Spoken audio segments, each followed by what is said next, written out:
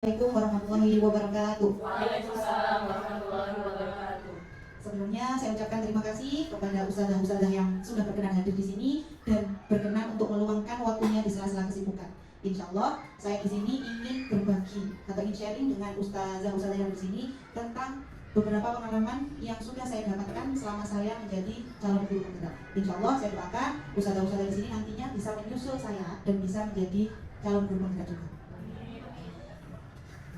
Izinkan saya untuk menyampaikan sedikit tentang ilmu yang sudah saya dapatkan selama TGB. Sebenarnya banyak yang saya dapatkan, hanya saya tersentil dengan materi tentang budaya positif. Insya Allah yang saya sampaikan di sini saya tidak menggurui ustadzah-ustadzah yang di sini, tetapi kita sama-sama belajar karena yang saya dapatkan ternyata saya terutama masih banyak melakukan kesalahan terkait dengan yang ada di sekolah kita. Tentunya kita ingin memajukan sekolah kita menjadi sekolah yang benar-benar mengedepankan atau berpusat kepada siswa. Yang ingin saya presentasikan yaitu tentang budaya positif. Sebelumnya izinkan saya mengucapkan selamat datang para guru hebat untuk kita semua.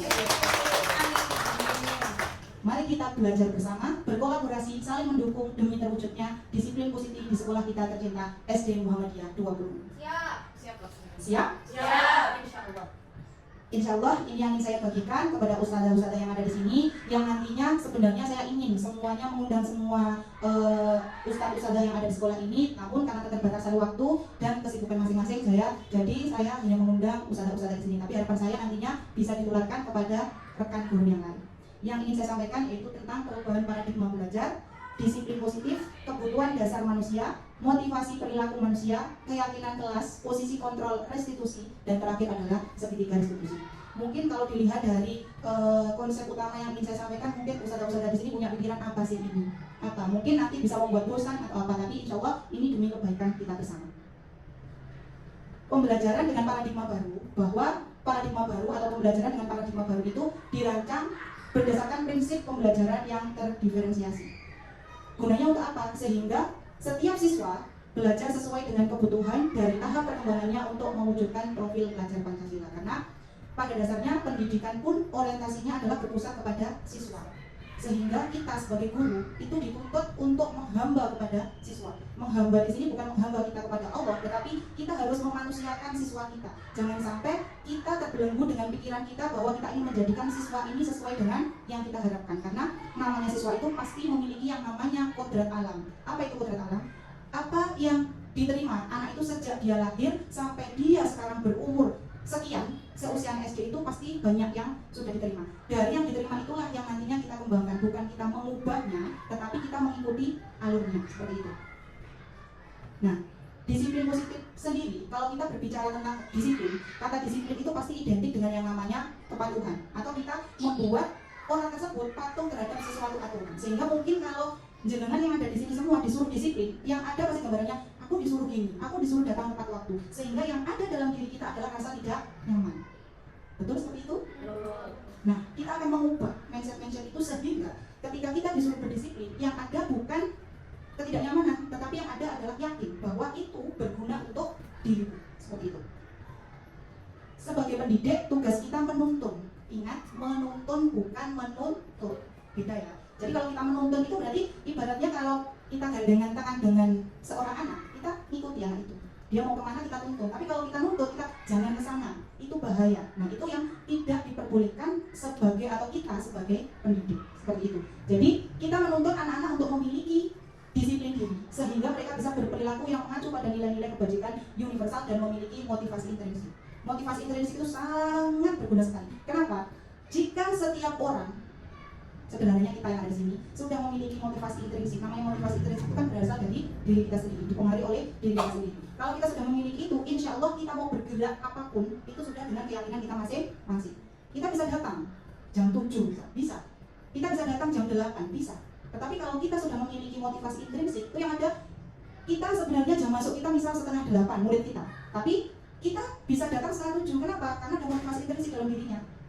Kenapa sih aku harus seperti itu? Dia sudah sadar sendiri bahwa aku datang ke sekolah ini untuk apa?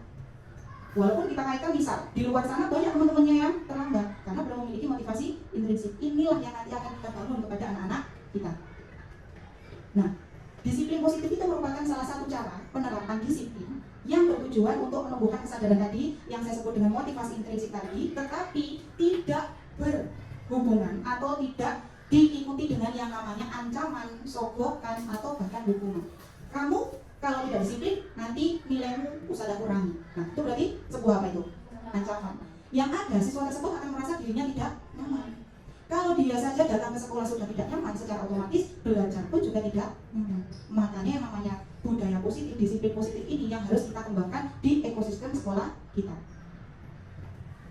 Nah, sebenarnya setiap anak itu berperilaku pasti ada dasarnya. Anak terlambat datang ke sekolah, anak meminta makanan temannya di kelas itu pasti memiliki dasar atau ada faktornya. Sebenarnya faktornya kalau kita gali secara luas, kita kerucutkan kemudian sebenarnya ada kebutuhan dasar manusia ini. Ini yang mendasari siswa tersebut berperilaku melenceng. Yang pertama adalah bertahan hidup, kasih sayang dan rasa ingin diterima itu penting. Kemudian ada penguasaan atau kekuasaan, ada kebebasan dan kesenangan. Mungkin ustadzah-ustadzah di sini pernah merasakan atau pernah punya siswa, mungkin ya temannya sudah anteng di dalam kelas, tapi dia bikin sesuatu yang bisa bikin temannya itu, kamu ngapain? Jadi semua terpusat, akhirnya tertuju pada si anak tersebut. Kira-kira kalau seperti itu berarti kebutuhan dasar apa yang kurang atau belum terpenuhi dari si anak tersebut? Dari kelima kebutuhan dasar manusia ini, kasih sayang dan rasa ingin diterima. Karena dia merasa aku ingin diperhatikan, sehingga dia mencari perhatian dengan cara-cara yang lain. Mungkin juga misal seperti ini. Ada siswa yang sukanya iseng sama temannya, ngambil makanannya, kemudian mungkin nempel bajunya dengan kata-kata yang lucu atau apa sehingga temannya menjadi bahan tertawaan. Apa yang dirasakan anak itu? Senang. Aku bisa ngerjain temanku. Itu adalah sesuatu yang menyenangkan buat ibu. Berarti kebutuhan dasar apa yang kurang dalam anak tersebut? Kesempatan. Jadi kita sebagai guru sebelum ngejudge anak itu, kamu kok seperti ini? Apa yang terjadi dalam diri kamu? Kita lihat dulu kebutuhan apa yang mereka belum terpenuhi, sehingga kita tahu, kita cari akarnya. Jangan sampai kita hanya lihat ujungnya, buahnya, bunganya, tapi kita lihat akarnya. Kenapa sih anak ini kok bisa seperti ini? Makanya kita perlu sebagai guru itu mengetahui yang namanya kebutuhan dasar manusia. Nah, seperti yang saya sampaikan bahwa setiap tingkah laku anak, kita bahasnya anak ya, karena kita berada di dunia pendidikan yang setiap hari kita berkecimpung dengan siswa. Setiap perilaku itu pasti ada motivasinya. Dia melakukan itu pasti ada faktor atau motivasi dalam dirinya itu apa. Nah, motivasi ini timbul pada diri seseorang secara sadar atau tidak sadar. Jadi dia bisa sadar, dia juga bisa tidak sadar. Tetapi apa yang dilakukan itu pasti ada tujuannya. Jadi kita jangan sampai ngejudge. Kita cari dulu akarnya itu seperti apa. Nah, ada 3 motivasi perilaku manusia yang menyebabkan si anak itu melenceng. Jadi selain kebutuhan dasar tadi, ketika anak melakukan sesuatu yang menyimpang, itu ada motivasinya. Yang pertama adalah menghindari ketidaknyamanan atau hukuman. Murid melakukan disiplin diri karena takut dihukum. Pernah mengalami hal semacam ini? Jadi kita punya murid, dia datang tepat waktu karena dia takut. Nanti kalau tidak tepat waktu disuruh keliling lapangan, disuruh ngerjakan tugas berkali-kali. Pernah kan seperti itu? Nah, itu berarti dia melakukan sesuatu itu karena motivasinya bukan intrinsik, tetapi ekstrinsik. Nah, ini yang kita harus ubah. Jangan sampai kita itu menuntun anak, tetapi yang muncul dalam diri anak itu adalah motivasi ekstrinsik. Jangan sampai. Kemudian motivasi yang kedua adalah mendapatkan imbalan atau penghargaan dari orang lain. Ini juga masih masuk motivasi intrinsik, ekstrinsik, karena berhubungan dengan orang lain. Dia mau datang tepat waktu karena dia dijanjikan sesuatu. Kamu kalau datang pagi, besok ustazah berikan reward. Rewardnya apa? Terserah gurunya.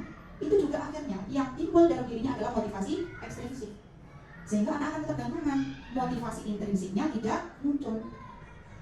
Motivasi yang ketiga, ini menghargai nilai-nilai kebajikan dalam dirinya sendiri. Inilah yang disebut dengan motivasi intrinsik. Jadi dia tergugah dengan dirinya sendiri, dia sadar, aku datang pagi karena apa? Karena aku ingin belajar, aku ingin mendapatkan ilmu, sehingga motivasi yang ada dalam dirinya dia tidak melihat orang lain. Temanku bisa datang pagi karena temanku dapat reward. Aku juga harus seperti itu. Tidak. Mau dapat reward, mau nggak dapat reward, dia tetap melaksanakan yang namanya disiplin. Kenapa? Karena motivasi dalam dirinya sudah terbentuk. Menurut Anda, dari ketiga jenis motivasi tadi, manakah yang saat ini paling banyak mendasari perilaku murid-murid Anda ke sekolah? Yang mana kira-kira? Ekstrinsik, dua-duanya. Kita masih menjumpai hal seperti itu ya. Jadi anak-anak disiplin karena ada reward, karena ada sesuatu yang diharapkan. Itu yang kita harus ubah. Mengubahnya juga tidak langsung kita ubah, karena namanya anak-anak itu tidak bisa. Kamu harus berubah seperti nggak bisa, harus dengan proses. Ini kalau kita kaitkan dengan reward. Penghargaan maupun hukuman adalah cara-cara mengontrol perilaku seseorang yang menghancurkan potensi untuk pembelajaran yang sesungguhnya. Jadi kalau selama ini kita memberikan reward kepada anak, sebenarnya kita sedang menghukum anak tersebut. Kita nggak sadar. Kita memberikan itu dengan tujuan si anak bisa melakukan A, B, C. Tapi ternyata prosesnya itu adalah kita sedang menghukumnya. Kenapa kita kok menghukumnya? Karena reward itu pengaruhnya bisa jangka panjang, bisa jangka pendek. Penghargaan efektif jika kita menginginkan seseorang melakukan sesuatu yang kita inginkan dalam jangka waktu pendek. Kemudian reward itu membuat seseorang bergantung kepada penghargaan yang kita berikan, menjadi tidak menyadari tindakan baik yang kita lakukan karena fokus di penghargaan. Cara sadar tidak sadar kita sudah menghukum mereka. Dengan cara apa tadi? Kita berikan reward, anak akan bergantung. Besok kalau aku bisa dapat nilai 100, Ustaz aku akan memberikan reward. Besok kalau aku bisa tertib, bisa masuk pagi, Ustaz aku akan memberikan reward. Dia nggak akan fokus dengan dirinya sendiri bahwa dia berhasil datang ke sekolah pagi. Yang dia fokuskan adalah rewardnya. Dia yang mikir reward, padahal dia sudah berhasil. Dia seharusnya mengapresiasi dirinya. Dia mengapresiasi bahwa aku sudah keren loh, karena aku sudah bisa bangun pagi. Itu sebenarnya itu penghargaan yang sesungguhnya yang harus diterima oleh anak, bukan kita malah menghukum. Kemudian yang kedua, penghargaan tidak efektif. Jika saat mengharapkan suatu penghargaan dan tidak mendapatkannya, maka yang ada adalah kecewa. Kalau sudah kecewa, sudah moodnya anak sudah terjun bebas. Sehingga apapun yang dilakukan sudah, nggak akan masuk, apapun yang diberikan sudah, karena sudah kecewa. Untuk mengembalikan rasa kecewaan itu butuh proses lagi. Kita harus mulai dari awal lagi. Jika kita memberikan seseorang suatu penghargaan untuk melakukan sesuatu, maka kita harus terus-menerus memberikan penghargaan itu. Iya apa enggak? Iya. Karena kalau kita cabut rewardnya, secara otomatis nggak akan dikerjakan. Karena selama ini yang ada di pikirannya adalah reward, dan reward. Ini yang tidak penting. Penghargaan ternyata bisa merusak hubungan. Hubungan dengan siapa? Banyak orang. Kalau kita sebagai guru, hubungannya bisa dengan guru, bisa dengan siswa yang lain. Kalau reward kita berikan, kemudian siswa yang tidak mendapatkan reward, maka dia akan merasa iri. Kalau sudah ada rasa iri, apa yang dilakukan? Banyak hal. Bisa hal-hal yang menyimpang. Bahkan besok dia bisa melakukan segala cara agar dia mendapatkan reward. Penghargaan mematikan kreativitas. Ini juga ada sebuah penelitian, itu bisa dibaca sendiri ya. Ada sebuah penelitian tentang sekelompok mahasiswi atau mahasiswa yang sedang bekerja praktik di sebuah surat kabar universitas. Saat itu mereka sedang belajar menuliskan sebuah artikel tentang sebuah judul berita utama. Seiring waktu, mahasiswa atau mahasiswi tersebut semakin mampu bekerja dengan cepat. Kemudian ada beberapa mahasiswa yang dibayar untuk setiap judul berita utama yang mereka mampu hasilkan. Dan setelah mereka beberapa lama mahasiswa yang dibayar ini hasil kerjanya berhenti, maka yang terjadi apa?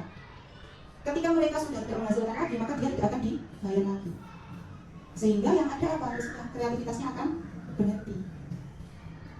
Penghargaan menghukum, ini tadi yang sudah saya sebutkan, ranking. Dia sering memberikan ini. Walaupun mungkin ranking itu sudah dihapus, tapi secara apa ya?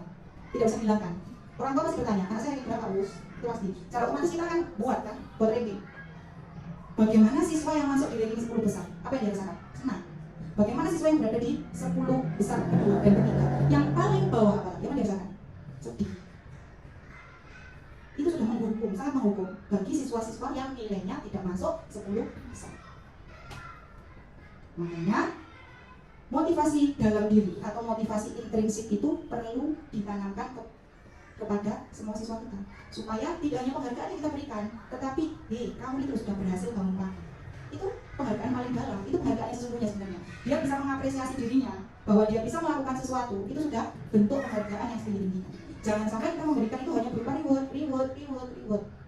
Nah, kadang-kadang saya tersentil, kenapa saya ingin membagikan ini pada usaha-usaha di sini? Karena sekolah kita sejak saya masuk di sini itu konsepnya sudah reward. Dulu ketika saya belum mendapatkan materi ini, saya berpikirnya oh iya memang benar, karena cara kita untuk mendisiplinkan anak kan seperti itu. Tapi ternyata itu justru malah menghukum anak tersebut. Bagaimana kita mengubah paradigma ini? Ya kita harus sama-sama pelan-pelan kita ubah. Karena tidak semudah membalikan telapak tangan, apalagi itu sudah berakar di dalam. Kita mau cabut akarnya, pasti ada yang tertinggal. Jadi kita pelan-pelan. Dari apa yang sudah kita dapatkan, itu tentunya pasti banyak pengalaman-pengalaman yang berkesan. Makanya kita sama-sama, kita harus bersinergi, kita harus berkolaborasi, sehingga apa yang sudah tertanam di 26 ini nantinya jalannya itu tidak salah. Konsep disiplin dengan identitas gagal. Menyakitkan hukuman tadi kan salah satu disiplin tapi gagal kan. Kita mau mendisiplinkan tapi ternyata salah satu disiplin tapi gagal. Kita mau mendisiplinkan tapi ternyata gagal. Karena hukuman itu menyakitkan, tidak nyaman, murid takut, memaksa, murid menyembunyikan kesalahan, dan murid menjadi rendah diri. Kalau rendah hati, bagus. Tapi kalau sudah rendah diri, sudah berat. Tugas kita semakin berat. Karena mengembalikan anak yang rendah diri itu sangat susah. Makanya jangan sampai kita memberikan konsep disiplin tapi yang salah. Konsep disiplin dengan identitas gagal yang kedua yaitu tadi sudah saya sampaikan, itu dengan memberikan penghargaan dengan berbagai tadi kelemahan-kelemahan dari penghargaan sudah saya sampaikan tadi, merusak hubungan, mematikan kreativitas, menghukum dengan sistem ranking dan lain-lain. Nah, berarti apa konsep disiplin yang identitasnya sukses? Dengan memberikan konsekuensi. Namun konsekuensi ini penguatannya juga jangka pendek. Ini sukses, tetapi suksesnya jangka pendek. Konsekuensi, bikin kesepakatan dulu. Kalau tidak mengerjakan tugas, berarti apa yang dilakukan? Itu kan konsekuensi, tetapi jangkanya pendek. Kenapa? Karena perlu dimonitoring. Kalau kita di sini tidak mau monitoring, hanya menjalankan saja, secara otomatis juga tidak akan berjalan. Terus anak itu akhirnya juga kehilangan waktu untuk merenungi kesalahannya. Nggak ada waktu lagi buat merenungi kesalahannya. Kenapa? Karena dia sudah fokus dengan yang namanya konsekuensinya tadi. Jadi dia nggak punya rasa aku salah. Kenapa ya aku kok salah? Tidak ada lagi. Berarti apa? Nah ini konsep disiplin dengan identitas yang paling sukses itu adalah yang disebut dengan restitusi. Dengan restitusi ini, murid akan lebih bertanggung jawab untuk perilakunya. Kemudian, dirinya sendiri adalah pemegang kontrolnya. Jadi misal, kalau kita sudah memegang kontrol, secara otomatis kita akan mampu menggerakkan diri kita mau kemana, mau mengarah kemana. Sehingga gampang. Tetapi kalau kontrol itu ada di orang lain, maka kita akan mudah dikontrol. Kamu, Sat, jangan lakukan itu, nanti salah, ayo cepat buang ke sana, atau cepat lakukan apa. Berarti kontrol ada pada orang lain. Siswa kita ditanamkan bahwa kontrol itu ada dalam dirinya masing-masing, sehingga muncul yang namanya motivasi intrinsik. Kalau kita ngomongin restitusi, tapi kita nggak tahu restitusi itu apa sih, kita akan sama aja bohong, sama aja kita ngomong tapi nggak ada buktinya. Restitusi itu apa? Proses menciptakan kondisi pada murid untuk memperbaiki kesalahan mereka sehingga mereka bisa kembali ke kelompok mereka dengan karakter yang lebih kuat. Itu restitusi. Ini yang harus kita terapkan di siswa kita. Ciri-ciri restitusi bukan menebus kesalahan, namun belajar dari kesalahan. Jadi ketika anak berbuat salah, dia tidak menebus kesalahannya, tapi belajar dari kesalahannya itu supaya kesalahan itu tidak diulang lagi. Kemudian kalau penghargaan tadi merusak hubungan, restitusi ini sebaliknya memperbaiki hubungan. Kemudian tidak ada paksaan, karena semua itu dituntun dalam dirinya siswa tersebut. Kita sebagai fasilitator, kita hanya mengarahkan, tidak berhak untuk menuntutnya. Ketika kita misal melihat anak berbuat salah, kemudian kita dudukkan berdua dengan kita sebagai wali kelas, kita pasti bertanya, ngapain sih kamu kok melakukan itu? Itu restitusi atau bukan? Kenapa kamu kok melakukan itu? Restitusi atau bukan? Bukan. Kenapa? Karena anak akan ikuti kita. Anak akan merasa, berarti aku salah. Nah seperti itu. Kalau sudah seperti itu, berarti mindsetnya anak semuanya itu akan berubah. Kemudian restitusi ini fokus pada karakter bukan tindakan. Kalau biasanya anak berbuat salah, itu kita fokusnya ke tindakan. Selanjutnya, kamu nggak boleh seperti ini lagi. Tindakan kamu selanjutnya apa? Tapi kalau restitusi ini, kita benar-benar karakter anak yang kita munculkan. Jadi, kalau anak sudah memiliki karakter yang bagus, karakternya sudah sesuai, maka yang ada dia akan semakin bagus karakternya. Sehingga tadi disampaikan bahwa restitusi ini adalah sebuah cara mengembalikan ke kelompok, mengembalikan kelompok tapi dengan karakter yang lebih kuat. Dan yang tidak kalah pentingnya adalah ketika kita melakukan restitusi itu, kita fokus untuk mencari solusi. Kesalahan ini bisa terjadi, solusinya apa? Jadi kita tidak hanya tanya, kamu ini sudah salah, kamu tuh harusnya seperti ini, seperti ini, seperti itu. Tapi anak nggak tahu solusinya apa.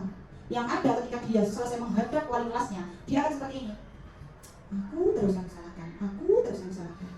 Kayak itu tidak bisa dipungkiri. Kalau restitusi tidak, dia selesai menghadap, yang ada dalam dirinya senang, tenang, senang, bahwa dia diakui, dia diapresiasi. Berbuat salah itu memang salah, tetapi dia ada apresiasi dalam dirinya. Karena apa? Tadi diajak untuk yang namanya apa tadi? Untuk fokus pada karakter, tidak kepada tindakan. Ini mungkin kasus ini yang sering terjadi, sering kita jumpai di kehidupan kita sehari-hari. Siswa sering tidak mengerjakan tugas. Kalau hukuman, guru menghukum berdiri di depan kelas, kemudian gurunya marah, siswanya menjadi takut. Pernah mengalami ini? Alhamdulillah enggak ya.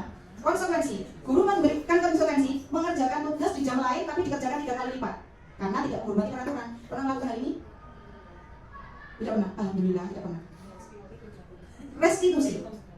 Restitusi, guru menanyakan keyakinan kelas, membantu mencari solusi, guru terbuka dan siswa menghormati dirinya dan orang lain. Ini yang mungkin saya tidak memukul rata. Mungkin di antara ustadz-ustadz ini pernah melakukan restitusi tapi tidak sadar. Jadi sudah pernah sebenarnya, tapi tidak sadar. Ini apa?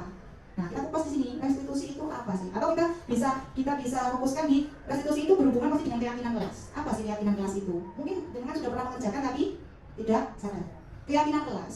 Mengapa kita sebutnya keyakinan kelas bukan peraturan kelas? Punya ya peraturan kelas ya? Tapi kita kenapa kok disuruh menyebutnya, bukan disuruh sih, yang lebih afdol itu kenapa kok keyakinan? Saya punya dua pertanyaan. Pertanyaan yang pertama adalah, mengapa kita memiliki peraturan harus memakai helm saat mengendarai motor? Mengapa? Kita yakin? Aman. Pertanyaan yang kedua, mengapa kita memiliki peraturan memakai masker dan mencuci tangan? Nah, jadi yang kita kunci adalah aman, kemudian apa tadi? Terbebas dari virus. Itu yang disebut dengan keyakinan. Kalau kita yakin, secara otomatis kita keluar naik motor, itu secara otomatis kita sudah pakai helm. Kenapa? Karena kita yakin kalau aku pakai helm aku aman. Tapi kalau hanya peraturannya adalah wajib pengendara motor wajib menggunakan helm. Karena kita nggak punya keyakinan bahwa helm itu aman. Alah, aku cuma pergi ke situ aja nggak usah pakai helm. Pernah nggak melakukan hal itu? Karena kita tidak punya keyakinan tadi. Makanya kenapa di dalam kelas itu perlu ada yang namanya keyakinan kelas, bukan peraturan kelas. Kalau peraturan pernah nggak dengar? Peraturan itu adalah sesuatu yang boleh dilanggar. Ya, pernah ya gitu. Nah, kalau keyakinan tidak, karena kita sendiri dalam diri kita sendiri masing-masing sudah yakin. Ini kita sebagai guru itu sebenarnya memiliki 3 posisi kontrol. 5 posisi kontrol itu yang pertama penghukum, nanti kita evaluasi diri kita masih yang mana.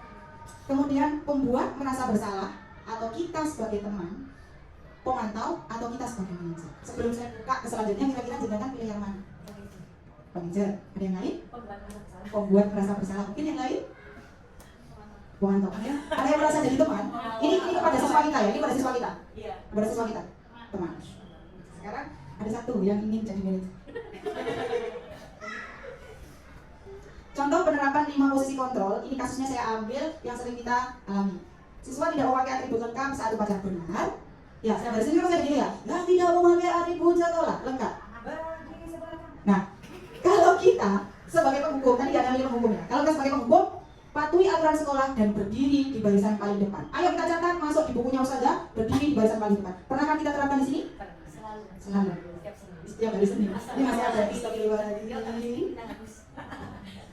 Yang kedua, pembuat merasa bersalah. Tadi ada yang celetuk, pembuat merasa bersalah. Berapa kali Ustazah bilang, kamu harus ikuti aturan. Ustazah kecewa sama kamu karena kamu tidak mengikuti aturan. Pernah melakukan hal itu? Coba bayangkan, kalau itu yang di posisi anak itu adalah dengan di sini, kemudian yang jadi gurunya adalah orang tua dengan di sini. Mama atau ibu, bunda sudah kecewa. Kata kecewa itu benar-benar musuh ya. Itu sangat benar-benar menurunkan mood anak kita. Ustazah kecewa. Ustazah itu, guru itu bagi anak itu kan orang tuanya di sekolah. Tapi kalau orang tua sudah kecewa, sama siapa lagi? Aku harus bersandar. Kalau orang tuaku saja sudah kecewa, itu sangat menjatuhkan mental anak kita. Itu kalau membuat merasa bersalah. Jadi jangan jadi pembuat merasa bersalah lagi. Kemudian teman, ayo yang tertib, buat Ustazah bangga. Kita dekat dengan siswa, tetapi nyatanya itu tidak efektif. Kenapa? Mau tidak mau, kita sebagai guru itu harus memiliki batasan dengan siswa. Jangan sampai kita itu menganggap siswa kita itu teman. Kalau kita menganggap siswa teman, secara otomatis siswa itu juga akan menganggap kita teman kan. Akhirnya tidak akan respect, tidak akan menghormati kita sebagai guru. Alaus kemarin juga biasa. Itu karena kita memposisikan kita sebagai teman. Yang selanjutnya adalah memantau. Ini hanya sekedar lihat aja, lihat, memantau. Ayo, kamu sudah melanggar aturan. Konsekuensinya apa? Ya ini guru sebagai CCTV. Konsekuensinya apa? Sudah sebatas itu aja. Ayo, nah itu berarti posisi kita adalah sebagai pemantau. Yang terakhir, manajer. Kalau ada siswa yang tidak memakai atribut, yang ditanyakan manajer tidak. Apakah kamu tahu kesalahan kamu? Kemudian kalau sudah dia jawab, ya harus tahu. Bagaimana selanjutnya? Ketika kamu sudah melakukan kesalahan, apa yang kamu lakukan untuk memperbaiki kesalahan? Inilah posisi yang paling benar. Jadi kita harus digiring ke sini. Jadi kalau ada anak nggak memakai atribut, jangan langsung dibariskan di depan. Mentalnya anak down itu, dia sudah datang terlambat dan tidak tahu terlambatnya itu karena apa. Dianya yang bangun kesalahan atau orang tuanya yang bangun kesiangan. Kita hanya kata di buku terlambat baris di barisan depan. Dia mau melangkah baris ke depan aja itu sudah malu. Kenapa aku dibariskan di sini? Nah, makanya kita ayo sama-sama menjadi manajer. Menjadi manajer yang baik tentunya tidak hanya ngejudge. Kita harus tahu benar-benar alasannya apa. Kenapa kamu kok bisa seperti ini? Kemudian ini segitiga restitusi. Tadi kan ada restitusi. ada segitiga restitusi ini alurnya. Kalau ada siswa berbuat salah itu seperti apa? Makanya tadi saya bilang hukuman, kemudian penghargaan, restitusi ini yang paling benar di antara ketiganya. Jadi kita terapkan ini segitiga restitusi. Yang pertama kita harus menstabilkan identitas. Yang pertama. Kemudian yang kedua adalah validasi tindakan yang salah. Yang terakhir adalah menanyakan keyakinan. Makanya tadi saya bilang keyakinan itu wajib ada. Supaya ketika anak berbuat salah dia kembali ke keyakinannya, sehingga dia bisa kembali ke jalan yang menstabilkan identitas itu seperti apa? Misal ada anak, saya kaitkan dengan apa ya? Ada anak datang terlambat masuk ke kelas, sudah berjalan setengah jam dia baru masuk. Kalau kita menstabilkan identitas, kita tidak langsung, kenapa kamu terlambat? Nggak lihat jam kali, sudah jam berapa? Berapa kali kamu terlambat? Sudah pernahkah kamu memperbaiki kesalahanmu? Salah, kalau seperti itu. Kita dudukkan dulu, kita ngajak ngomong. Kemudian distabilkan dulu. Dia kan posisinya dia itu sudah bersalah, ya kan? Jangan sampai ditambah-tambahi. Kalau dia sudah bersalah, ditambah yang ada apa? Emosi dia. Dia nggak akan menerima apa yang kita sampaikan. Kita stabilkan dulu. Misal, ini misal. Kesalahan itu wajar. Saya pun juga pernah berbuat salah. Semua manusia itu tidak dilahirkan dengan sempurna, pasti memiliki salah. Kalau anak digitukan berarti dia kan merasa gini, oh berarti aku ini tahu dia salah, tapi tidak langsung dicat sama gurunya bahwa dia salah, dia masih memiliki ruang. Nah, setelah itu, setelah distabilkan identitasnya, karena dia kalau sudah stabil identitas maka dia akan tenang, karena anak tersebut dia nggak takut lagi, dia merasa nyaman, dia sudah nggak nggak terancam. Kemudian kita validasi tindakannya salah. Kamu tentu punya alasan kenapa kamu berbuat ini atau kenapa kamu datang terlambat. Dengarkan dia ngomong apa. Setelah kita dengarkan, kemudian kita bilang, kira-kira ada nggak cara yang lebih efektif supaya kamu nggak terlambat? Dia pasti kan menjawab, ada Ustazah, caranya aku harus seperti ini. Itu dari anak itu, bukan kita yang mengarahkan, bukan kita yang menunjukkan kamu salahnya di sini, bukan, tapi benar-benar berasal dari dalam diri anak tersebut. Kalau anak itu sudah mengeluarkan apa yang ada di pikirannya sehingga dia sudah tidak takut lagi, emosinya sudah stabil, identitasnya sudah stabil lagi, kita tanyakan keyakinannya.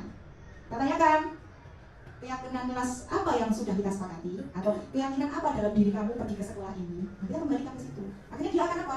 Oh iya ya, aku nggak boleh terlambat, karena dia akan gali sendiri dalam dirinya itu, sehingga yang tadinya dia berbuat salah, masuk sekolah terlambat, masuk kelas terlambat, dia setelah menghadap pada wali kelasnya dia akan merasa nyaman, tidak terintimidasi lagi. Apalagi kalau sudah terlambat itu, terlambatnya lama pasti jadi sorotan di dalam kelasnya. Itu sudah mental lagi. Terus kita marah di depan teman-temannya, mentalnya tambah turun lagi. Akhirnya sudah seharian moodnya pasti akan hilang. Besok lagi bisa jadi nggak mau pergi ke sekolah. Nih. Jadi ada 3 tahapan yang sudah saya jelaskan tadi, menstabilkan identitas dulu, validasi tindakan yang salah, kemudian yang terakhir adalah menanyakan keyakinan. Ini pernah saya terapkan segitiga restitusi di dalam kelas. Ini ada siswa saya yang tidak memakai sepatu warna hitam saat hari Senin kalau nggak salah ini. Ini murid saya, sudah kenal semua ya. Perlu saya buka? Jadi kita stabilkan dulu emosinya seperti apa, kita stabilkan identitasnya itu seperti apa, dan dia cerita dulu. Setelah dia cerita, kita dengarkan, kita mengajar ini seperti apa kan. Kemudian ini kita stabilkan dulu identitasnya, kemudian setelah itu kita validasi tindakan yang salah. Dia kan sendirian ngomong, salahnya itu di mana, kemudian apa yang akan dia lakukan setelah dia berbuat salah. Gitu. Dan terima kasih, semoga kita bisa mendapatkan ilmu yang bermanfaat dari presentasi yang saya. Terima kasih atas waktunya. Semoga kita bisa menjadi guru yang bisa menerapkan yang namanya posisi kontrol yang kelima, yaitu menjadi manajer. Kita harus jadi manajer, dan kita bisa menerapkan restitusi, di mana restitusi ini yang tidak menghukum siswa ketika siswa berbuat salah. Terima kasih, saya akhiri. Wassalamualaikum warahmatullahi wabarakatuh. Waalaikumsalam warahmatullahi wabarakatuh. Oke anak-anak, bagaimana kabarnya hari ini? Baik. Sehat semua? Alhamdulillah, semuanya masuk ya hari ini? Oke, hari ini Ustazah akan mengajak kalian membuat keyakinan kelas. Sebelum kita buat keyakinan kelas kita, ada yang tahu keyakinan kelas itu apa? Peraturan kelas. Peraturan kelas ini ada yang lain? Keyakinannya Keyakinan. Oke, dijawab sama Aska tadi sudah benar. Keyakinan kelas itu sama halnya dengan peraturan kelas. Nah, peraturan kelas ini yang membuat bukan Ustazah saja, tetapi hasil kesepakatan kita bersama. Yang nantinya kalian semua dalam kelas 1A ini yang melaksanakannya, termasuk juga Ustazah yang melaksanakan. Jadi nanti jika ada yang melanggar keyakinan kelas itu berarti dapat punishment sesuai dengan kesepakatan bersama. Bisa dipahami? Ada yang ditanyakan? Siap membuat keyakinan kelas hari ini? Kalau siap coba. Bilang siap Ustazah tanya dulu ya. Siap membuat keyakinan kelas hari ini? Siap Ustazah. Oke. Di atas meja kalian sekarang sudah ada satu kertas. silakan setiap anak menuliskan satu keyakinan kelas yang menurut kalian nanti bisa dijadikan peraturan atau keyakinan kelas kita bersama. Masing-masing hanya menuliskan satu di kertas kalian yang sudah dibagikan sama Ustazah. Bisa? Bisa. Oke, silakan sekarang mulai mengerjakan. Silakan dituliskan satu keyakinan kelas masing-masing. Satu saja, satu anak hanya menuliskan satu. Ustazah kasih waktu 5 menit cukup? Lamaan ya? Lamaan ya? 2 menit, ayo go. Satu keyakinan kelas yang menurut kalian itu wajib kita laksanakan supaya kelas kita menjadi nyaman, menjadi tenang, sehingga kalian bisa belajar dengan maksimal di kelas. Tulisannya jangan kecil-kecil ya, nanti biar terbaca. Ya, cukup. Yang sudah selesai, Ustazah minta maju untuk menempelkan keyakinan kelasnya di papan tulis. Yang sudah selesai, go. Sandria, maju. Silakan ditempel di sebelah sini, Sandria. Oke, silakan yang lain boleh ditempel. Yang sudah selesai, silakan maju, boleh. Tidak harus di bawahnya Sandria, boleh di sebelahnya Sandria juga boleh. Silakan ditempel. Yang sudah selesai boleh mundur. Yang sudah selesai boleh mundur. Yang sudah selesai boleh mundur. Adnan boleh mundur. Fadil kembali ke tempat duduknya.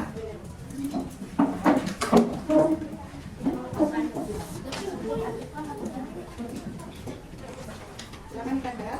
Masih ada yang belum mulai. Oke, sudah boleh semua.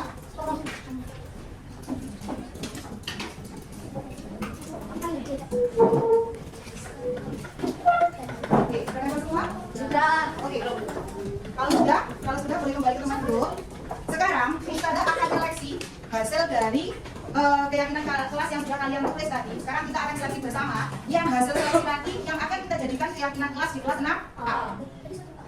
Yang pertama, dilarang berkata kasar. Boleh? Boleh dijadikan keyakinan kelas? Boleh ya. Kemudian tidak merusak properti kelas. Contoh meja kursi. Boleh dijadikan keyakinan kelas? Boleh. Tidak ramai saat pelajaran? Boleh ya. Kalau yang sama Ustazah ambil, jadi yang Ustazah catat hanya satu. Menjaga kebersihan kelas boleh? Boleh. Tidak boleh saling menyakiti, tidak boleh pilih-pilih teman, boleh. Tidak boleh bertengkar sesama teman, ini sama ya. Berarti Ustazah ambil. Menghormati tata tertib, menjaga sopan dan santun. Jika membuka pintu wajib menutup kembali, bisa dijadikan keyakinan kelas? Bisa. Membuang sampah pada tempatnya bisa? Bisa. Sisa habis makan, sisa wajib membuang ke tempat sampah? Boleh? Boleh, sama dengan membuang sampah tadi. Kita ambil berarti. Ini sudah sama.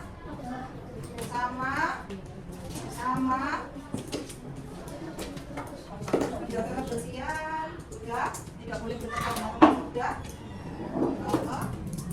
Sama.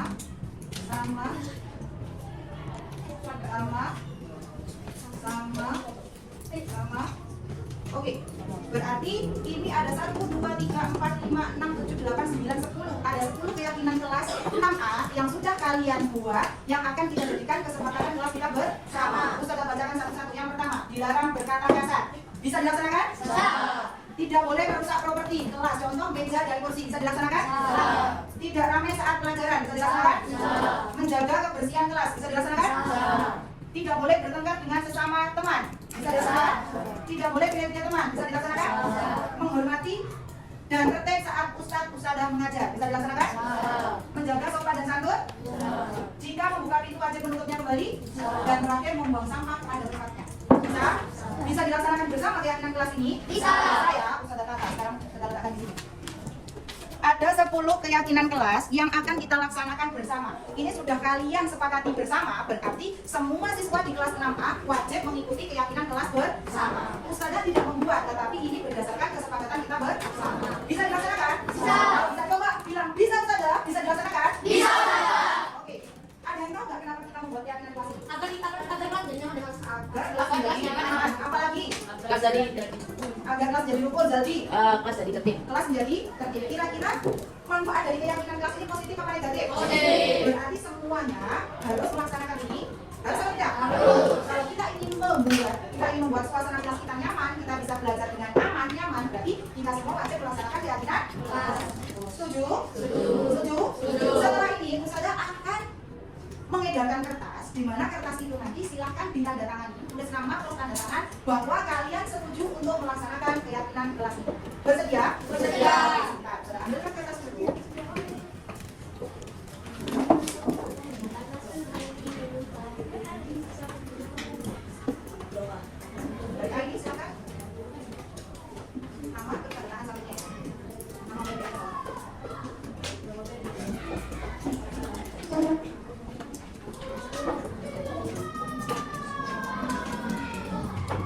Dip.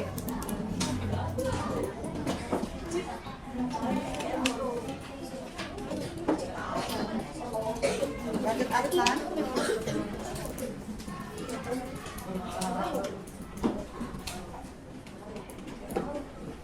Selanjutnya geser.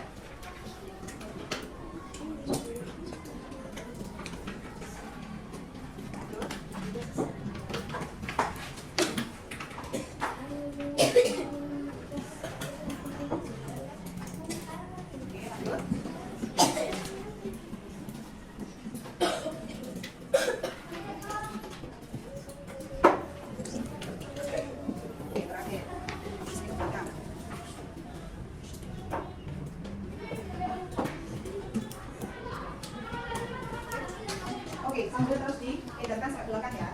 Oke, sekarang anak-anak, karena kita sudah memorientasikan kelas kita bersama dan sudah disepakati, bahkan kalian sudah tanda tangan di atas kertas itu, artinya bahwa keyakinan kelas ini terus kita laksanakan dan menjadi tanggung jawab kita bersama supaya kelas kita menjadi aman, nyaman, bersih sehingga belajar kita bisa lebih nyaman. Oke, setelah ini kalian lanjut ke pelajaran selanjutnya dan karena sudah